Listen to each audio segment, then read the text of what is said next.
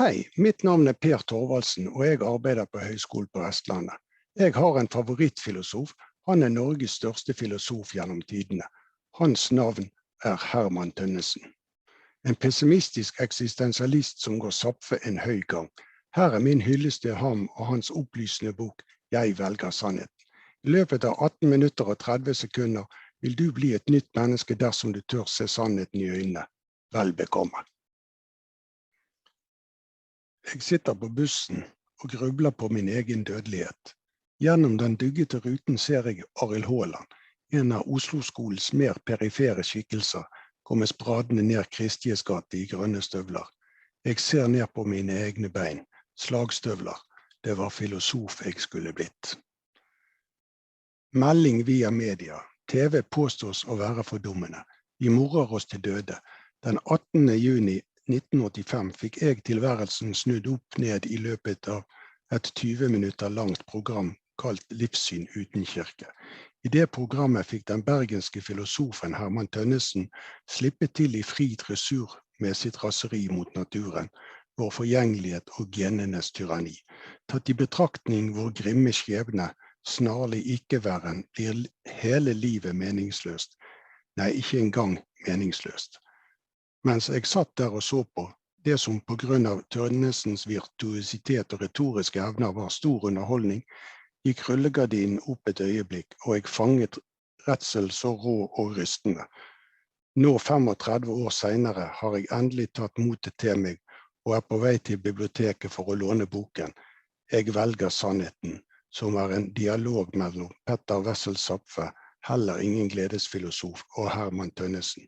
Dialog og dialog, fru Blom. Tønnesen jo bergenser, så Zapfe slipper bare til med noen ha og tja. Jeg velger sannheten. Tønnesen starter dialogen med en liten Zapfe-inspirert døgnfluesketsj.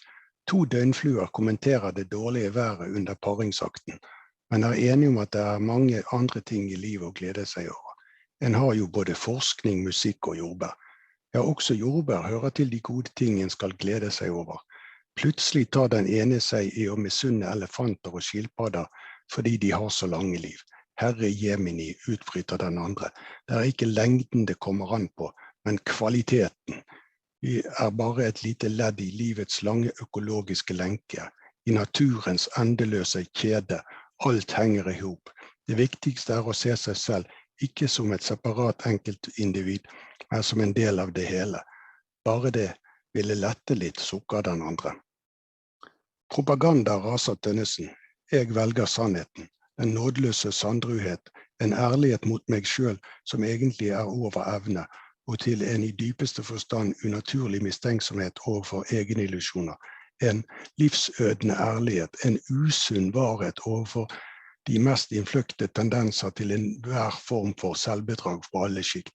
Dette valget av sannhet kan ses som et alternativ til for eksempel valget av, la oss si, skjønnhet, lykke, glede, salighet, vellyst, sjelefred og indre harmoni, godhet og andre forgjengelige alternativ. Med å velge sannheten tenkes det utelukkende på den skånselsløse, ubarmhjertige søken etter sannhet som forutsetter en hensynsløs ærlighet vis-à-vis søkeren selv, som utrettelig prøver å gjennomskue og avsløre de snedigste, sinnrikeste selvbedragerier når det kommer til spørsmålet om å makte, klart og gjennomtrengende å se og skjønne selv sin lagnad, sin lodd i livet, så vel som menneskets alminnelige, redningsløse skjebne. Genenes kassable transportkasser. Tønnesen vandrer over Bryn kirkegård i regnet. Der blant endeløse rekker av graver stopper han opp ved Tora Haraldsdotter Vibe. Alt som oppgitt om henne at hun fødtes i 1773 og døde i 1836. Ikke et ord om hennes gjennomsnittlige trivselsnivå. Der intet hedonistisk lykke, ulykkelighetsbudsjett antydet på gravsteinen. Ville det ha gjort noen forskjell? Så lenge vi bare kassable genroboter, det neglisjerbart hvor og hvorledes vi blir kassert. Og sett fra båstungen blir det hipp som happ hvor lenge og hvorledes vi fungerte, da vi fungerte. Hvor lenge eller hvorledes du lever intet, at du lever alt. Vi alle ofre i den årmilliard lange, skånselløse, jernharde batalje som kalles evolusjonsprosessen. En genialt vanvittig tankeløs tumult hvor alt som teller reproduksjonens hastighet og stabilitet, plyndring av andre organismer for å skape nye kopier av seg selv, og evnen til selv å motstå slike kannibalistiske angrep. Evolusjon ikke bare en krig hvor ingen konvensjoner finnes, eller ville vært overholdt om de fantes. Det mer omfattende enn noen verdenskrig noensinne vil bli. Dens genprogrammerte kombattanter så nådeløse, så uten et hvert hint av barmhjertighet, at selv Pol Pot ville bli den rene Frans av Assisi ved en sammenligning. I dette besynderlige, planløse lotteri og tøysetombola vi ikke mer å regne enn som overlevelsesmaskiner styrt av vår genetiske arv som brukes til neste trekning. Å si styrt å ta hardt i. Det ingen hensikt, det bare hender seg så. Og som i et hvert annet lotteri kommer de aller fleste lodd ut uten gevinst. Det revolusjonerende nye i utviklingen av mennesket introduksjon av en ekstra genetisk form for arv.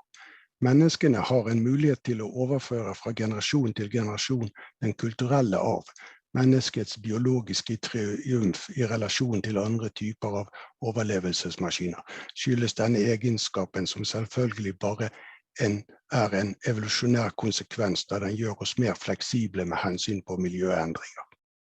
Men det interessemotsetninger mellom de to arvemetodene. Dypest og mest urokkelig rotfestet i vår genetiske programmering først og fremst vår holdning til generasjonsskifte. Ikke bare vi dispensable og kassable, men vi aksepterer at vi må kasseres, må på skraphaugen. Vi burde egentlig i takknemlighet se på den praksis som etter hvert har frembrakt slike overlevelsesmaskiner som vi tross alt Fra det kulturelle perspektivet fortoner det samme generasjonsskiftet seg som et opprørende og gigantisk slurvete, sluskete ressursløseri. Den mest hårreisende illustrasjon av den såkalte naturens ekstravagante ødselhet. En sullete, absurd, blind og blundrende slendrian. Ødende, uanet evnerikdom, forskjert sende, kostelige kunnskaper og endeløse innsikter. Alt skal unntaksløst og med nødvendighet etes av ormer eller ild. Skal dette forhastede, forstokkede fabrikasjonsmønster hvor slekt følger slekt, og adferdslinje får fortsette å ture frem like ufortrødent, ubestridt og uantastet, vil verden aldri få vite hvilke erkjennelser, kunnskaper, innsikter oppnåelige, endog for en bare såpass kompetent overlevelsesmaskin som det moderne mennesket, med sine såkalte bevissthet, innsikts- og oppfatningsevne, men da også med en nysgjerrighet som frigjort fra panikken under dødens damoklessverd i sannhet kunne sies å være umettelig. Dømt til døden. Det var som om han sto fritt i luften, den gamle. Midt i døråpningen inn til badet sto han. Et hutrende gys, et rystende, redsomt opprivende tablåblink av intenst fortettet tortur. Et eneste tyst, frenetisk, matrende smertensvel. Så deiset han over ende, unnsatt til sist av en salig forsonende sanseløshet. Så lenge menneskene moribund, det vil si, så lenge et hvert individ får seg tilmålt innen visse grenser bestemt, ubetinget og ugjenkallelig antall åndepust og hjerteslag, så vil kvaliteten, så vel som kvantiteten selvfølgelig, av den periode da individet var til, som det heter i retrospekt, fortone seg temmelig revnende likegyldig. Vi dødsdømte uten adgang til benådning, og dåpsseremonien kan betraktes som en siste olje, i det alle tidsintervaller uten betydning i forhold til selve dommen, døden oppfattet som en retroaktiv abort.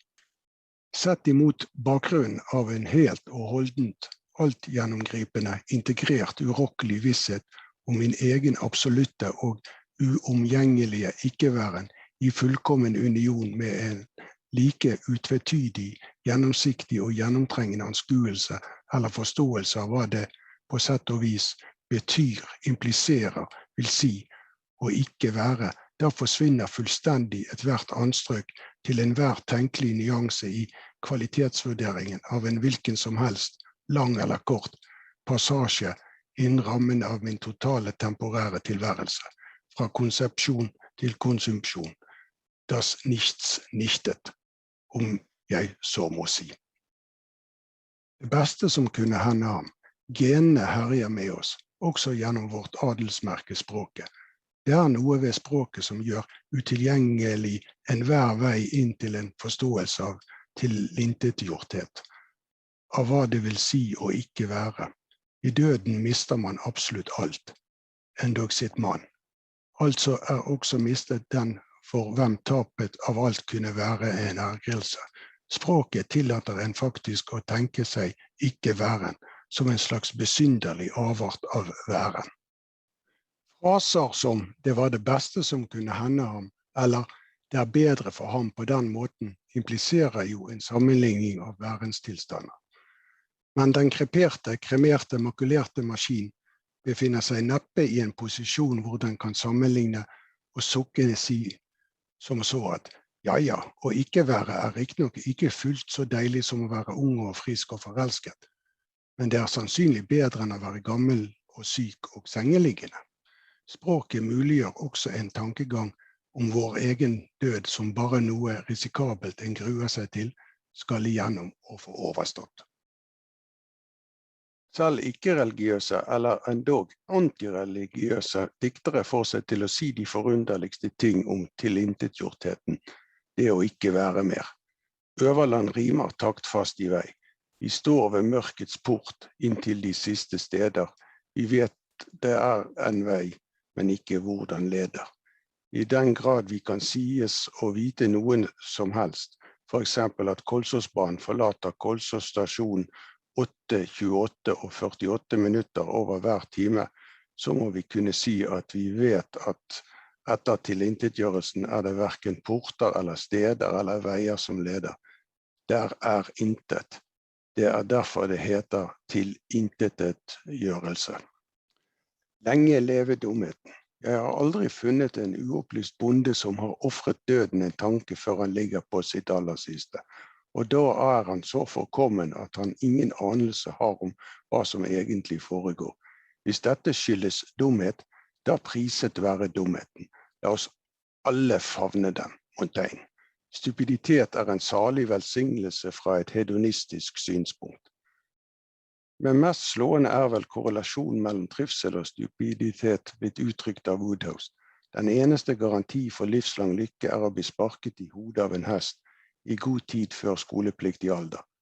Selv om det uomtvistelig forholder seg slik at når det gjelder den menneskelige overlevningsrobot, stupiditeten genes mest trofaste lakei, så må det ikke forlede en glemme at genetisk gjennomsyring kan konstateres på et hvilket som helst intelligensnivå. Ikke ualminnelig det å finne seg et slags asyl fra livslede og et grunnlag for optimisme, trivsel og glede i en formodet mening med tidsintervallet fra konsepsjon til konsumpsjon.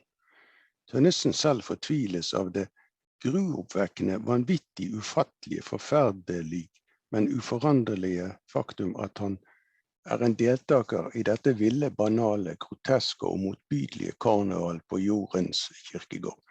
Han tilstreber uten påfallende hell, ifølge ham selv, en holdning av uengasjert, fjern observatør, helst fra en annen verden, men møtt med brølende vrel av dødsangst orker han ikke lenger å velge sannheten.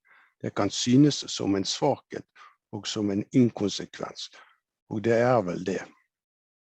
Men valg av morfin, psykiatri, ja endog en løgn, en religion eller en hvilken som helst annen form for eutanasi kan gjøre det lettere å dø. Livsløgner i utvalg. Det et særlig aktverdig ritual som kanskje den mest utbredte opium for folket, nemlig de såkalte nyttige fysiske eller kanskje ikke så fysiske anstrengelser som går under navn av arbeid. Han kan oppslukes av arbeidet for alle slags kortsiktige eller langsiktige mål man måtte ha satt seg.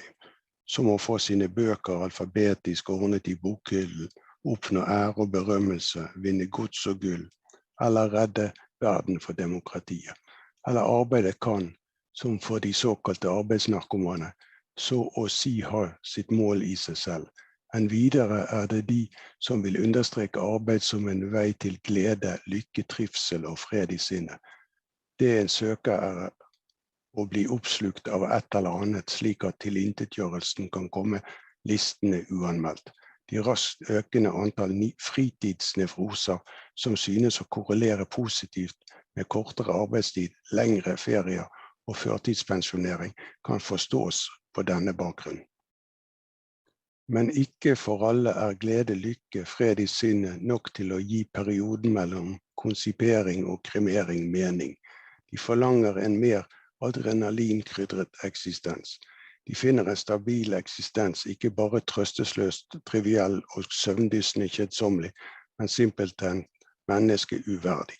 De søker en eller annen form for ilende, dirrende, kildrende spenning, en bevende orgastisk eksaltasjon, linedansing, gliderflyging, fjellklatring, filmgrøssere, TV, barnekorstog, protestaksjoner, kryssord, promiskuitet. Her fortsetter Tønnesen et par sider til med ulike aktiviteter. Alt dette midler til, som det heter, å intensivere livsfølelsen. En annen måte å avfinne seg med, eller akseptere sin egen tilintetgjørelse, aldeles innsigelsesløst eller endog i avsindig begeistring, å glemme sin egen individualitet. Selvutslettelse som lindring underlagt en større enhet, nasjonen, fedrelandet, klassen, de undertrykte, bevegelsen, rasen, den frie verden, menneskeheten, eller som en del av en altomfattende helhet, naturen, Gud, alt som til. Ned med naturen. Ser en, la oss si en naturfilm om liv i havet, insektliv, reptiles verden eller lignende, tvinges man uvergerlig til å tenke seg at skulle alt dette være skapt av et slags menneskelignende vesen, eller hva som helst, så måtte det være et avsindig geni, så moralsk forsumpet at de nazistiske torturister måtte fremtre som en samling mønstergyldige, dydsyrede speidersmåpiker ved sammenligning. Naturens åk kaster oss alle ut i generasjonsskiftetradisjonens trøstesløse sump. De genetisk programmerte veseners ville og vanvittige galopp på ynglekretsens evinnelig repeterende infame samsara-karusell og fødes, eldes og dø, fødes, eldes og dø. La oss ikke lenger godta eller akseptere denne skjebne. La oss stille det tåpelige spørsmål. Hvorfor eldes og dør vi? Nei, la naturvern bli et vern mot naturen. Så gi genetikerne frie hender til å klusse og tukle av hjertens lyst med DNA-molekylenes dobbelte vindeltrapper. Vi har ingenting å tape. Asken blir den samme. Det verste som kan hende en infinitesimal fremskyndelse av vår uomgjengelige, etsende utbrenning. Og kanskje oppnår vi ikke annet enn noe forsinket utslettelse. Big deal. Det kunne jo også hende at vi vant frem til en større grad av selvbestemmelse i spørsmålet om å være eller ikke være. Det den store gevinst. Men hva når naturen angår oss, så den oss i sin blinde blunder ikke engang en nådeløs niding. Ikke desto mindre, den og blir menneskehetens fornemste fiende, ned med naturen.